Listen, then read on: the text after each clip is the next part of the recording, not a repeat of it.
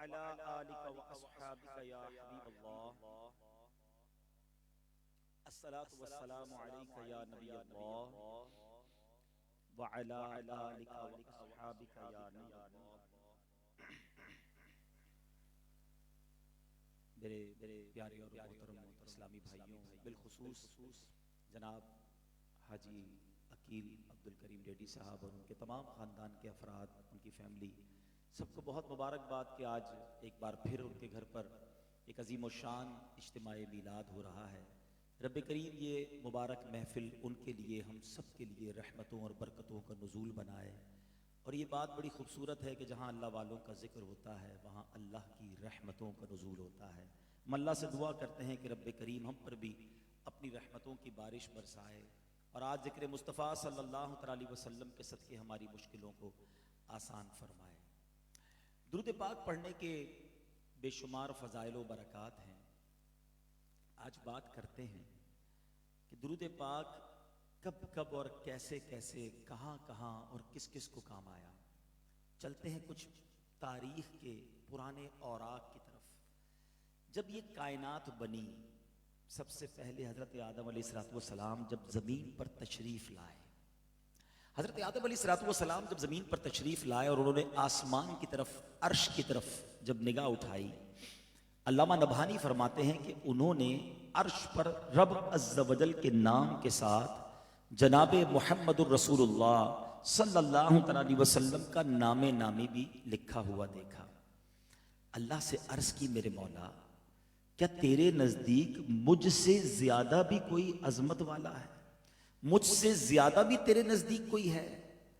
اللہ نے فرمایا، ہاں اے آدم، ہوں گے تیری اولاد میں، مگر میرے آخری نبی جناب محمد الرسول اللہ صلی اللہ علیہ وسلم کا رتبہ میرے نزدیک تجھ سے بھی اعلیٰ ہے.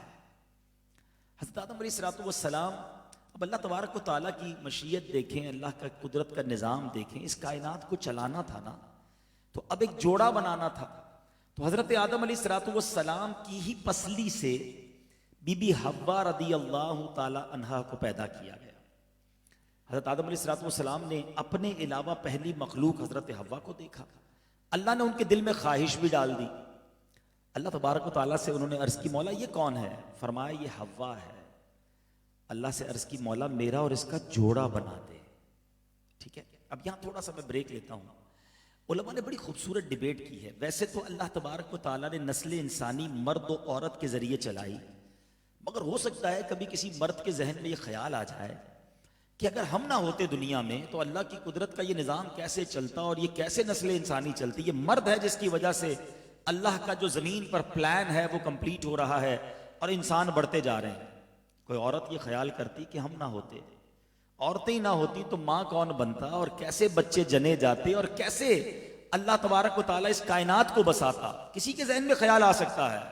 سبحان اللہ، اللہ تبارک و تعالیٰ نے حضرت آدم کو بن ماں باپ کے پیدا کر کے بتا دیا کہ تم دونوں کی ضرورت نہیں ہے.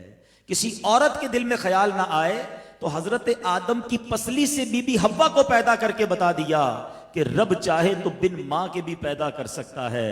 اب چلتے ہیں حضرت عیسیٰ کی ولادت کی طرف. حضرت مریم جو ہیں، ان حضرت عیسیٰ کا کوئی والد نہیں ہے. حضرت مریم کو کسی مرد نے چھوا نہیں ہے. بن باپ کے حضرت عیسیٰ کی ولادت یہ رب کی قدرت کا وہ اعلان ہے. ان اللہ علی کل شیء قدیر. میرا رب چاہے بغیر باپ کے، میرا رب چاہے بغیر ماں کے، ارے میرا رب چاہے تو بغیر ماں باپ کے بھی پیدا کر سکتا ہے.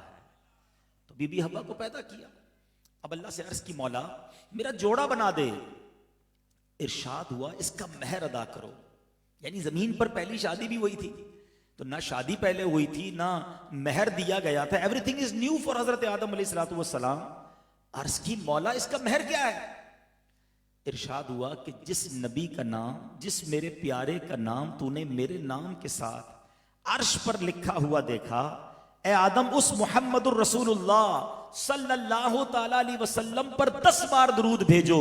سرکار دو عالم صلی اللہ تعالی علیہ وسلم پر 10 بار درود پڑھنا یہ مہر بنا حضرت آدم اور بی بی حوا کے جوڑے کا، اور اس کے بعد نسل انسانی چلی، میں اور آپ اس کے بعد دنیا میں آئے، گویا یہ کہا جا سکتا ہے کہ میرے اور آپ کے آنے کا سبب یہ بھی ذکر مصطفیٰ ہے، یہ بھی درود مصطفیٰ ہے۔ اور اللہ تبارک و تعالی نے حضرت آدم سے ہی فرمایا، اے آدم میں اپنے نبی کو جناب محمد الرسول اللہ کو نہ بناتا تو نہ زمین بناتا، نہ آسمان بناتا، نہ سورج بناتا، نہ تارے بناتا، نہ جنت بناتا، نہ دوزخ بناتا۔ یہ ساری محفل سجائی گئی ہے، سبحان اللہ، نبی پاک علیہ الصلوۃ والسلام کی وجہ سے۔ اب یہ بات آپ نے حدیث قدسی کے ذریعے سنی ہے، اب سیدی اعلیٰ حضرت کا شعر سنیں۔ یہ جو نعت خواں نعتیں پڑھتے ہیں نا، یہ ایسے ہی نہیں ہوتا، یہ قرآن و حدیث کی طرف بہت خوبصورت اشارے ہوتے ہیں۔ سیدی اعلیٰ حضرت لکھتے ہیں نا، زمین و زمان تمہارے لیے،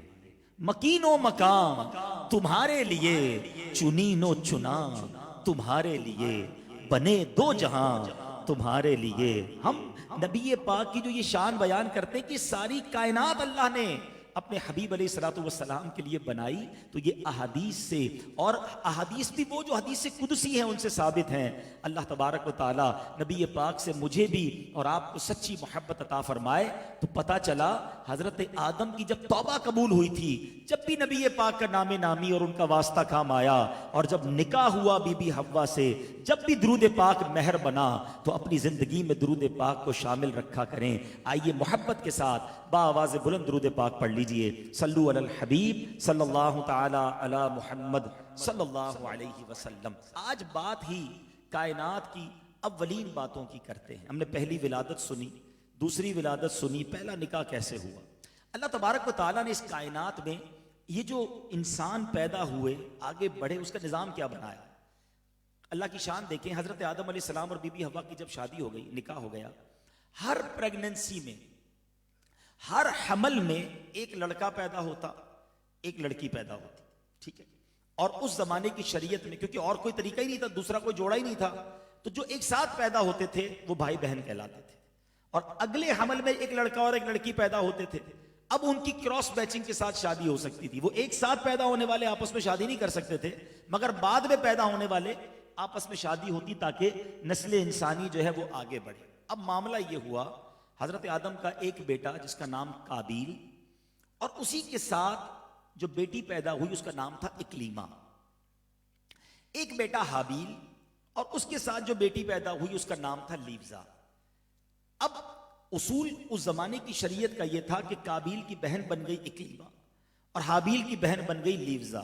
قانون یہ کہتا تھا کہ وہ دونوں آپس میں شادی نہیں کر سکتے مگر قابیل نے حضرت آدم سے کہا کہ میں نے شادی کرنی ہے اکلیما سے، تو بہت خوبصورت تھی۔ آپ نے فرمایا وہ تیری بہن ہے، تیرے ساتھ پیدا ہوئی ہے، اس کا تیرے ساتھ نکاح نہیں ہو سکتا۔ کہ یہ تو آپ نے اپنا اصول بنایا، میں نے تو شادی اسی سے کرنی ہے۔ آپ نے بڑا سمجھایا کہ نہیں، قابیل تمہاری شادی اکلیما سے نہیں، حابیل کی ہو سکتی ہے۔ جب بہت ضد کی تو حضرت آدم علیہ السلام نے فرمایا کہ ایسا کرو، دونوں بھائی اپنی اپنی قربانیاں لے کر آؤ۔ اس زمانے میں یہ ہوتا تھا کہ قربانی قبول ہونے کا اللہ کی طرف سے طریقہ کار یہ تھا کہ آگ آسمان سے آتی اور اس صدقے کو کھا لیا کرتی۔ یہ سارے واقعات میں کدھر سے بیان کر رہا ہوں، یہ قرآن پاک میں پورا واقعہ موجود ہے، اور مفسرین قرآن نے یہ پورا واقعہ قرآن میں لکھا ہے۔ میں انشاءاللہ آپ کو سورت کا نام بھی بتاؤں گا۔ بہرحال اب کیا ہوا، دونوں قربانی لے کر آئے۔ قابیل جو ہے وہ گیہوں کے چند دانے لایا اور حابیل بکری کا بچہ لایا۔ آسمان سے آگ نازل ہوئی اور حابیل کی قربانی کو قبول کر لیا گیا۔ حضرت آدم نے کہا میں پہلے ہی کہتا تھا تم غلط کہہ رہے ہو، اور دیکھو اللہ کی طرف سے بھی یہی فیصلہ آ گیا، تمہاری شادی اکلیما سے نہیں ہو سکتی۔ اب زمین پر جو پہلا گناہ ہوا وہ حسد ہوا۔ اکلیما کے چکر میں، عورت کے چکر میں اپنے بھائی سے قابیل کو حسد ہو گیا کہ نہیں، شادی تو میں نے اس سے کرنی ہے، میرا بھائی کیسے لے جائے اس کو، دو سگے بھائی ہیں۔ حسد ہوا، اور اب اس نے پلان کیا، شیطان نے اس کے دل میں یہ ڈالا جب تک یہ زندہ ہے تیری شادی تو نہیں ہونی۔ اب قابیل نے حابیل کو قتل کر دیا۔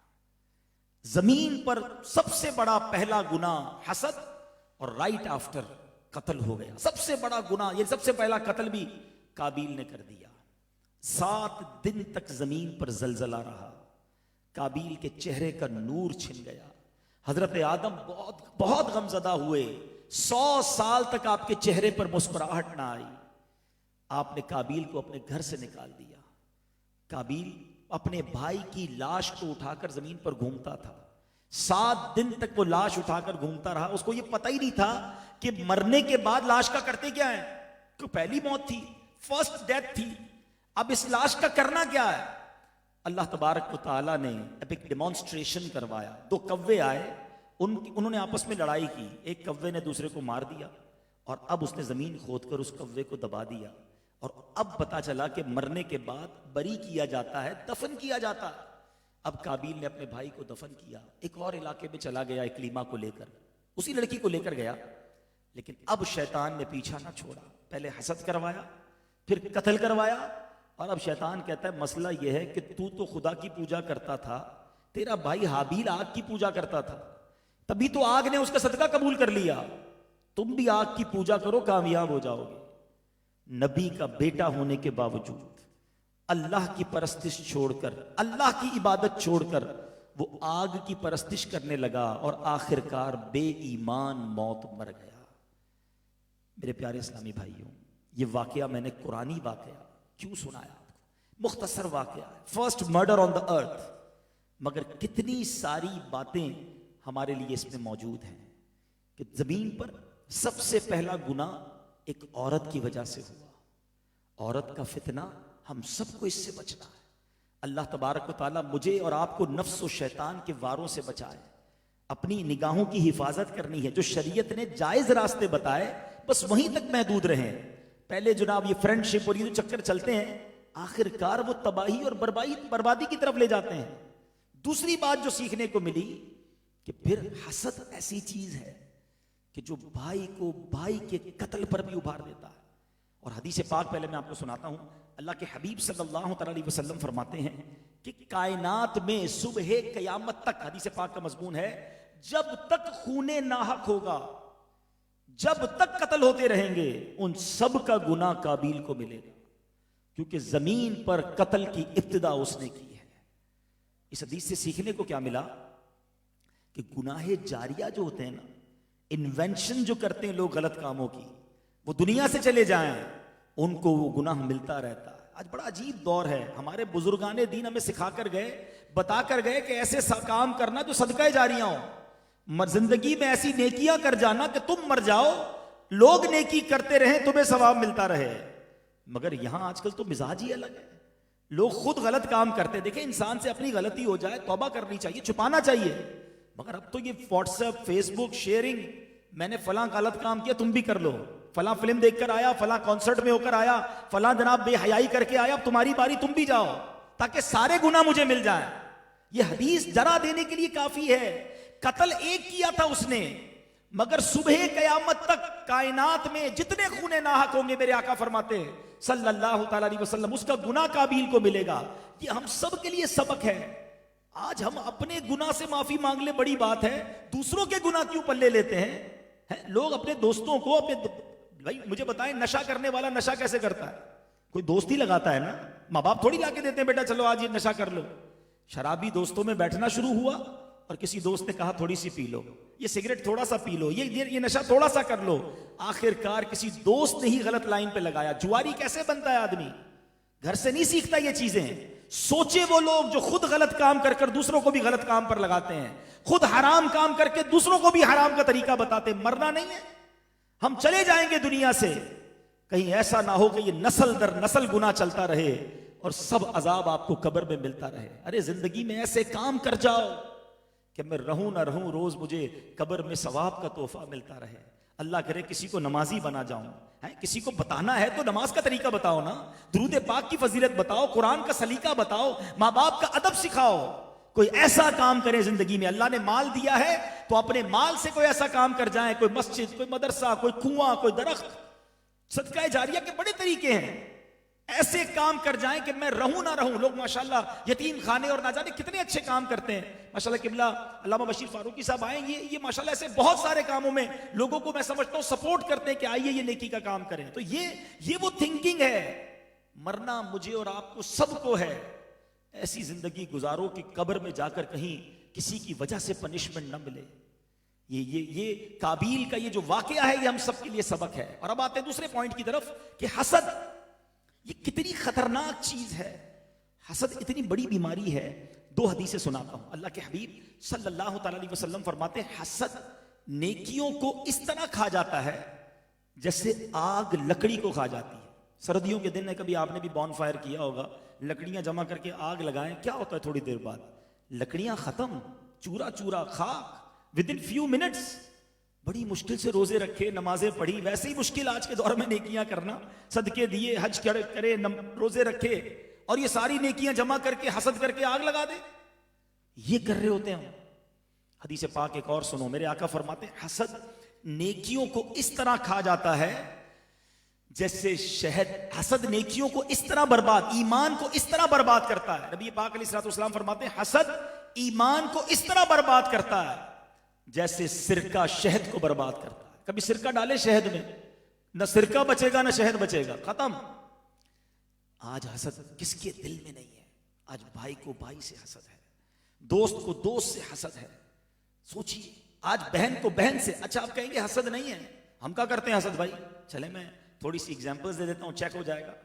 پہلے تو یہ سمجھیے کہ حسد کہتے کس کو ہے. What is the definition of jealousy? حسد اس بات کو کہتے ہیں کہ کسی کو کوئی نعمت ملے اور بندہ یہ تمنا کرے کہ یہ اس سے چھن کر مجھے مل جائے. اچھا چھن کر نہ ملے تو کم از کم اس کی تو برباد ہوتا ہے. یہ حرام, جہنم میں لے جانے والا کام. ایک حسد کی جائز صورت بھی ہے. وہ کیا ہے کہ کسی کو کوئی نعمت ملے اور آپ کہیں یا اللہ اس کو دیا ہے مجھے بھی دے دے. It's okay. رشک کہتے ہیں اس کو, عربی میں غبطہ کہتے ہیں. یہ جائز ہے. آپ اللہ سے دعا کریں یا اللہ اس کو دولت دی مجھے بھی دے دے, اس کو شہرت دی مالک مجھے بھی دے دے, اس کو خوبصورت بنایا مجھے بھی بنا دے. اس کا کوئی حرج نہیں ہے. اس کو دولت کیوں ملی ہے, یہ کیسے مشہور ہو گیا جناب ہے, یہ اتنا خوبصورت کیسے ہو گیا, اس کو تو جانتا کوئی نہیں تھا, ساری دنیا میں پاپولر, یہ کیوں ہو گیا؟ یہ کیوں والا جو لفظ ہے نا, یہ آرگیومنٹ, ذرا سمجھیے گا میری بات کو, یہ چھوٹا آرگیومنٹ نہیں ہے. آپ کو پتا ہے حسد کرنے والا بیسیکلی آرگیومنٹ کس پہ کرتا ہے؟ ذرا میری ایک بات کا سب مل کے جواب دیں گے. دولت دینے والا کون ہے؟ سب مل کے کہیں گے, اللہ کا ذکر بھی ہو جائے گا. دولت دینے والا کون ہے؟ اولاد دینے والا کون ہے؟ شہرت دینے والا کون ہے؟ عزت دینے والا کون ہے؟ خوبصورت بنانے والا کون ہے؟ جب سب دینے والا رب ہے تو میں کون ہوتا ہوں اعتراض کرنے والا؟ بیسیکلی یہ اللہ پر اعتراض ہے. اے اللہ اس کو کیوں دیا مجھے کیوں نہیں دیا؟ اللہ کی تقسیم پر اعتراض کرتا ہے حسد کرنے والا. اتنا بڑا گناہ ہے. مگر آج ہر ایسا لگتا ہے کہ کئی لوگوں کے دلوں میں حسد ہے. اب آپ پھر سوچ رہے ہوں گے کہ واقعی بہت بری بات ہے, حسد تو بالکل نہیں کرنا چاہیے. میں تو نہیں کرتا. ٹھیک ہے, اب میں آپ کو چھوٹا سا ٹیسٹ بتا دیتا ہوں. پہلے تو یہ طے کر لیں حسد ہوتا کس سے ہے. حسد کبھی بھی آپ کو ان نون پرسنالٹی سے نہیں ہوگا. جس کو ہم نہیں جانتے اس سے حسد تھوڑی ہوگا. میرا امریکہ میں رہنے والے کسی انگریز سے تو حسد ہو ہی نہیں سکتا جب میرا اس سے کوئی تعلق ہی نہیں. حسد ہوگا آپ کے ہی کسی قریبی بندے سے. فیملی ممبر ہونا چاہیے, ساتھ بزنس کرنے والا ہو, آپ کے ساتھ قریب کا کوئی دوست ہو, کوئی نہ کوئی نون پرسنالٹی ہوگی آپ کے, خاص طور پہ آپ ہی کی فیلڈ کا کوئی ہو. اب کیا حسد, میں چیک آپ کو ٹیسٹ دے رہا ہوں. پوری زندگی میں آپ اپنے ذرا نظر دوڑائیے, اپنی فیملی میں, اپنے کولیگز میں, اپنے دوستوں میں, اگر سیاسی لوگ بیٹھے ہیں تو اپنی پارٹی میں, سامنے والی پارٹی میں نظر دوڑائیے کہ کوئی ایسا ہے کہ جب بھی اس کی تعریف ہوتی ہے تو مجھے تکلیف ہوتی ہے. کوئی اس کا ذکر کر دینا, یار وہ بڑا اچھا آدمی ہے, ہم کہتے ہیں یار اس کی بات کیوں کر رہے ہو, کسی اور کی کرو نا, مزہ نہیں آ رہا. ہمارے دل میں پرابلم شروع ہو جاتی ہے جب اس کی کوئی بات تعریف کی کرتا ہے. It means there is some thing wrong in your heart. Second thing, ایک اور ٹیسٹ, کوئی ایسا ہے آپ کی زندگی میں کہ جب اس کو تکلیف پہنچے, اس کو نقصان ہو جائے, آپ کو مزہ آنے لگتا ہے. اچھا وہ برباد ہو گیا, اس کا لاس ہو گیا, اس کی فیکٹری میں آگ لگ گئی. اچھا سامنے تو کہیں گے او ہو بہت برا ہوا, دل میں لڈو پھوٹ رہے ہوں گے, میں تو چاہتا ہی تھا برباد ہو جائے, میں تو چاہتا ہی تھا اس کا کوئی اسکینڈل نکلا. استغفر اللہ, کتنا برا ہے اس کا دل جو مسلمان کی تکلیف پہ خوش ہو رہا ہے. کئی لوگ ملتے ہیں, بشیر بھائی کو تو زیادہ ملتے ہوں گے, کہ حضرت نیند نہیں آتی, پرسکون نہیں ہے, ہم ٹینشن بہت ہے, سوچتا بہت ہوں. یقین کریں ایسا کوئی بھائی بیٹھا ہے یا مجھے لائیو سن رہا ہے, وہ چیک کر لے کسی نہ کسی کا حسد پال کے بیٹھا ہے. کیونکہ جب حسد ہو جاتا ہے نا, حسد کا نام ہی جیلسی ہے, ادھر بھی جلتا ہے بعد میں بھی جلنا ہے. وہ ترقی کرتا جاتا ہے, یہ اس کی نیند اڑتی جاتی ہے, کیونکہ اسے اللہ دے رہا ہے. وَتُعِزُّ مَن تَشَاءُ وَتُذِلُّ مَن تَشَاءُ بِيَدِكَ الْخَيْرُ اللہ جسے چاہے عزت دے. ہم سارے مل کر کسی کو گرانے کی کوشش کر لیں نا, رب نے عروج لکھا ہے, کوئی نہیں گرا سکتا. ساری دنیا گرانے کی کوشش کر لے, ساری دنیا اٹھانے کی کوشش کر دے, رب نے ذلیل ہونا لکھا ہے, کوئی عزت نہیں دے سکتا. تو میرے اور آپ کے اختیار میں جب ہے ہی کچھ نہیں تو خوش ہونا سیکھو نا. مگر ہمیں پرابلم کیا ہے, نیا گھر لے لیا, ابھی تو 500 گز کے گھر میں رہتا تھا, 1000 گز کا لے لیا, 2000 گز کا گھر لے لیا, ابھی تو نئی گاڑی لی تھی, ایک اور گاڑی لے لی, اچھا دوسرے ملک میں بھی فیکٹری لگا لی. وہ بڑھتا جا رہا ہے, تم جلتے جا رہے ہو. کیوں پرابلم ہے بھائی؟ اللہ دے رہا ہے نا. خوش ہونا سیکھ جائیں, اللہ کی بارگاہ میں دعائیں کریں, اللہ سب کی خیر فرما, ان کے صدقے میری بھی خیر فرما دے. لیکن پرابلم یہی ہے کہ لوگ ترقی کرتے ہیں, قریب کے لوگ بھی نہیں دیکھ سکتے. اتنا شیطان, دیکھیں میں نے آپ کو نبی کے بیٹے کا واقعہ سنایا ہے, میری اور آپ کی تو اوقات ہی کوئی نہیں نا. شیطان کس کے دل میں جا کر کیا کر دے, بہنوں میں حسد کروا دیتا ہے. ایک بہن شادی کر کے سخی ہے اور دوسری بہن کے گھر میں پرابلم ہے, اس کو اس بہن سے حسد ہو جائے گا. بھائی کو حسد ہو جاتا ہے, کیوں ترقی کر رہا ہے, میں پیچھے رہ گیا. ساتھ نوکری کرنے والے کہتے ہیں سیٹ کی چاپلوسی کرتا ہے اس لیے اس کا گریڈ بڑھ گیا ہے, اس لیے تنخواہ بڑھ گئی ہے. ارے اللہ اسے نواز رہا ہے. یہاں تو اتنا برا حال ہے کہ کوئی حج پر چلا جائے, عمرے پر 2 بار چلا جائے, زمانے کے پیسے دینے ہیں, دیکھو بھائی عمرے کر رہا ہے, حج کر رہا ہے. ارے وہ جانے, اس کا رب جانے. آپ کون ہوتے پرابلم کریٹ کرنے والے, ٹینشن لینے والے؟ اور اس میں نقصان ہمارا ہی ہے. کیا فرمایا آقا نے, نیکیاں آگ لکڑی جس طرح کھاتی ہے اس طرح نیکیاں ختم. اس کا تھوڑی کچھ بگڑا, حسد ہم نے کیا اور ہماری نیکیاں برباد ہو رہی ہیں, سکون ہمارا برباد ہو رہا ہے. تو پلیز یہ قرآنی واقعہ, زمین پر پہلا گناہ حسد ہوا تھا. اور اگر آگے چلیں عالم برزخ میں, جب حضرت آدم کو فرشتوں نے سجدہ کیا, کیوں نہیں کیا ابلیس نے سجدہ؟ وہاں بھی حسد تھا, وہاں تکبر تھا. یہ وہ بیماریاں ہیں جو ازل سے آ رہی ہیں, مگر لوگ نہیں سمجھتے. آج نہ جانے کیوں یہ پرابلم ہو گئی ہے کہ ذرا سی کسی کی ترقی کا سنیں, ہمیں کوئی گھر پہ بلائے دعوت کے لیے, ضرور جائیں گے, اچھا کھانا بھی کھائیں گے, اس کی تعریف بھی کریں گے, ماشاءاللہ بہت اچھا گھر بنایا ہے, کیا شاندار فرنیچر ہے. باہر نکل کے بولیں گے 2 نمبر کے پیسوں سے بنایا ہے. گھر اس نے بنایا, ٹینشن تمہیں شروع ہو گئی. نہ کریں ایسا. سب کی خوشی میں خوش رہنا سیکھو, سب کی ترقی میں خوش ہونا سیکھو. بڑا خوبصورت جملہ بزرگوں سے سنتے آ رہے ہیں, سب کا بھلا سب کی خیر, سب کے بھلے میں اپنی خیر. سب کا بھلا ہو جائے گا, ہمارا بھی بھلا ہو جائے گا. ہم کیوں چاہتے ہیں کسی کا برا ہو؟ تو زندگی میں اپنے دل سے حسد نکال دو. اور اس کا میں علاج بھی بتا دیتا ہوں, کیونکہ مجھے شارٹ بیان کرنا ہے اور مجھے بھی ایک جگہ جانا ہے. قبلہ بشیر فاروقی صاحب نے بھی میرے بعد وہاں بھی آ کر دعا کرنی ہے, ڈیفینس میں ایک جگہ ہم نے جانا ہے. تو میں اس کا ایک علاج بتا دیتا ہوں. خدا نہ خواستہ میرے کسی بھائی کو میری باتوں سے فیل ہو رہا ہے, دیکھیں ڈائگنوز کرنا پڑے گا. یہ بھی بڑا پرابلم ہے آج کل. لوگ کہتے ہیں ٹیسٹ نہیں کرواؤ بھائی, ٹیسٹ کروائیں گے تو شوگر نکل آئے گی, بلڈ پریشر نکل آئے گا, بغیر ٹیسٹ کی چلنے دو, پھر بغیر ٹیسٹ کی چلے جاتے ہیں. ایسا نہیں کرنا چاہیے. ٹیسٹ کرواؤ گے تو علاج کرواؤ گے نا. تو آج میں نے آپ کو سمجھ لیں لیبورٹری ٹیسٹ بتا دیا ہے کہ چیک کر لیں حسد ہے کہ نہیں. اور اگر کسی کو فیل ہو رہا ہے تو انڈر دا کارپیٹ نہ کریں اس کو, یہ ایمان برباد کرنے والی بیماری ہے. آپ ڈائگنوز کریں, اچھی طریقے سے سوچیں کہ ہاں یار فلاں بندے کی جب بھی تعریف ہوتی ہے نا مجھے پرابلم ہوتی ہے. ایک بندہ ہے اس کو جب ترقی ملتی ہے مجھے تکلیف ہوتی ہے, میں چاہتا ہوں وہ برباد ہو جائے. اگر ایسا کوئی ہے پہلے ڈائگنوز کر لیں, اور اگر ہو گیا نا اب میں آپ کو علاج بتا دیتا ہوں. اللہ کریم ہے, علاج ہو جائے گا. 2-3 چیزیں ہیں. پہلی چیز, ہر گناہ سے بچنے کے لیے بہترین طریقہ ہے وہ ہے دعا. الدعاء مخ العبادہ, حدیث پاک ہے دعا عبادت کا مغز ہے. اللہ سے دعا کریں, یا اللہ میرے دل کو حسد سے پاک کر دے, میرے مالک میرے دل کو تکبر سے پاک کر دے. وہ کریم ہے, دل بھی اس نے بنایا, مجھے بھی اس نے بنایا, اس کی نگاہ رحمت ہونی ہے, میرا دل پاک ہو جائے گا. پہلا علاج تو دعا ہے.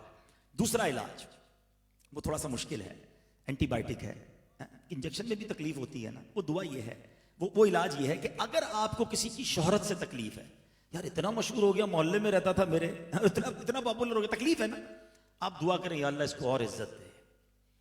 اب آپ کہیں گے یار مجھے اس کی عزت سے ہی پرابلم ہے, مولوی صاحب آپ کہہ رہے ہیں اور عزت کی دعا. ہاں یہی اینٹی بائیوٹک ہے.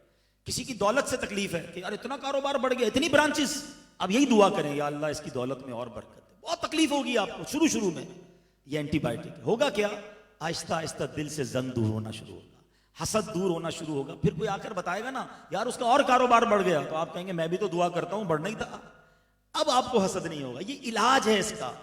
تیسرا علاج یہ ہے, حدیث پاک ہے تہادو تحابو, تحفہ دو محبت بڑھے گی. جس سے حسد ہے اچھا سا گفٹ لے کر جائیں اس کے پاس. بتانا نہیں کہ بھائی تجھ سے حسد ہو گیا تھا اس لیے تحفہ لایا ہوں, جھگڑا ہو جائے گا, ایسا نہیں. یہ تو بتانا اس بیمار میں ہوں وہ تھوڑی ہے علاج مجھے کرنا ہے، جائیں اس سے ملیں، محبت سے مسکرا کر ملیں، اچھا سا تحفہ دیں، آپ کے دل سے انشاءاللہ یہ نفرت جو ہے، یہ حسد جو ہے دور ہو جائے گا۔ بلیف کریں، جس دن یہ حسد سے پاک دل مل گیا نا، آپ اتنی سکون کی نیند سوئیں گے، آپ کو کسی کی ترقی میں پرابلم نہیں ہوگا، کسی کی عزت بڑھے گی آپ کو پرابلم نہیں ہوگا، آپ پرسکون ہو جائیں گے، آپ ریلیکس ہو جائیں گے۔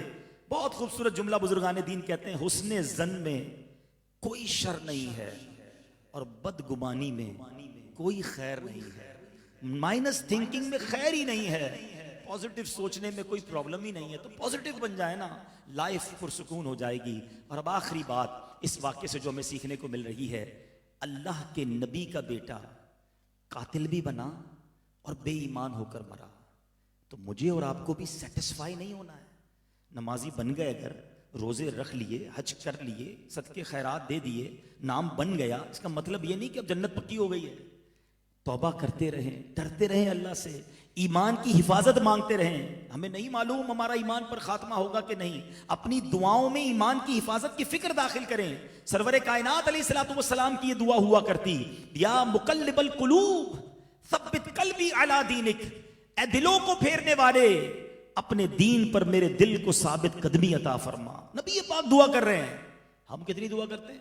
ہمیں تو کاروبار کی دعا کرنی ہے، اپنے دوسرے معاملہ کی دعا کرنی، ایمان کی دعا بھی شامل کریں، فکر کریں اپنے ایمان کی۔ اور ایک اور بات، اگر کسی کی اولاد بگڑ جائے تو اس سے والد کو کرٹیسائز نہیں کیا جاتا۔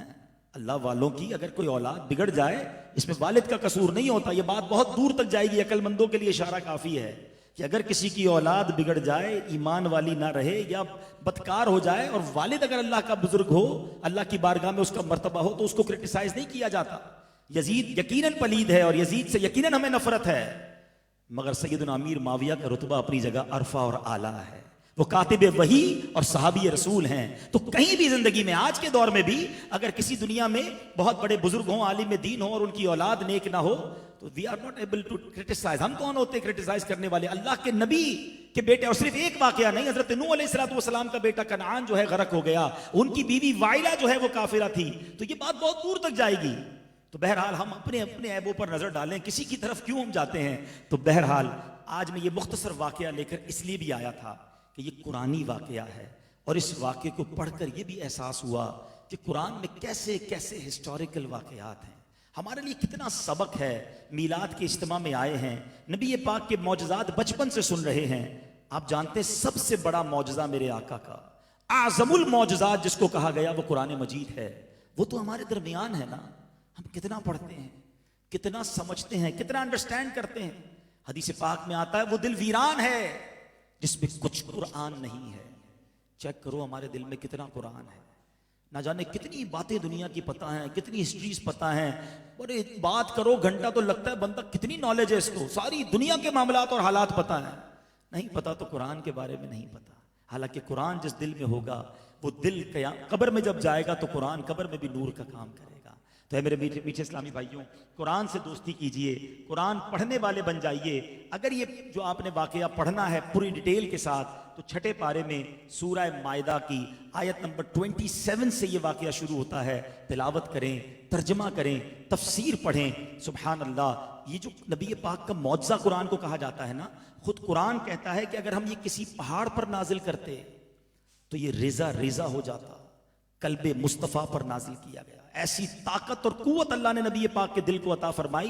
سورہ مائدہ کے شان نزول میں پڑھ رہا تھا کہ یہ جو قرآن کا جو بوجھ ہے نا، وحی کا جو بوجھ ہے، ایک بار نبی پاک علیہ الصلوۃ والسلام اونٹنی پر سوار تھے، سورہ مائدہ ہی کی کچھ آیتیں نازل ہوئیں، اونٹنی نے نبی پاک کا بوجھ اٹھانے سے انکار کر دیا، اتنا بوجھ بڑھ گیا، پیارے آقا زمین پر تشریف لے آئے۔